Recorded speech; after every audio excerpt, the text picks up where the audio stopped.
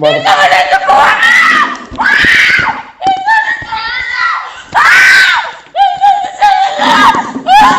ശ്രമത്തിൽ നിന്ന് രക്ഷപ്പെടാൻ മുകളിൽ നിന്ന് താഴേക്ക് ചാടിയ യുവതിക്ക് ഗുരുതരമായി പരിക്കേറ്റിട്ടും പെൺകുട്ടിയെ വലിച്ചിഴച്ച് അകത്തു കൊണ്ടുപോയി വീണ്ടും പീഡിപ്പിക്കാൻ പ്രതികൾ ശ്രമിച്ചു.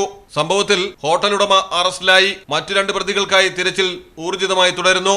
കോഴിക്കോട് മുക്കത്ത് സങ്കേതം ഹോട്ടലിലെ ജീവനക്കാരിയെ പീഡിപ്പിക്കാൻ ശ്രമിച്ച 1-ാം പ്രതി ഹോട്ടൽ ഉടമ ദേവദാസിനെ കുന്നംകുളത്ത് വെച്ച് പോലീസ് പിടികൂടി. സംഭവത്തിന് ശേഷം കോഴിക്കോട് സ്വന്തം വാഹനം ഉപേക്ഷിച്ച് കൊച്ചിയിലേക്ക് പ്രതി പോയിരുന്നു.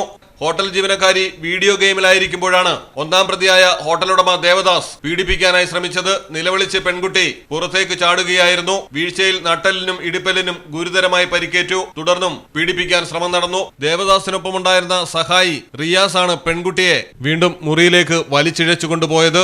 ഗുരുതരമായി പരിക്കേറ്റ പെൺകുട്ടി അലറി വിളിച്ച് കരഞ്ഞതോടെയാണ് നാട്ടുകാരറിയുമെന്ന ഭയത്തിൽ പ്രതികൾ പിൻവാങ്ങിയത്. ദേവദാസിനെ ഡിവൈഎസ്പിയുടെ നേതൃത്വത്തിലുള്ള സംഘം വിശദമായി ചോദ്യം ചെയ്യുന്നു. ഹോട്ടലിൽ 2 വനിതാ ജീവനക്കാരാണുള്ളത്. ഒരാൾ അവധിയിലായിരുന്നപ്പോഴാണ് പീഡന ശ്രമം നടന്നത്. മലയാളം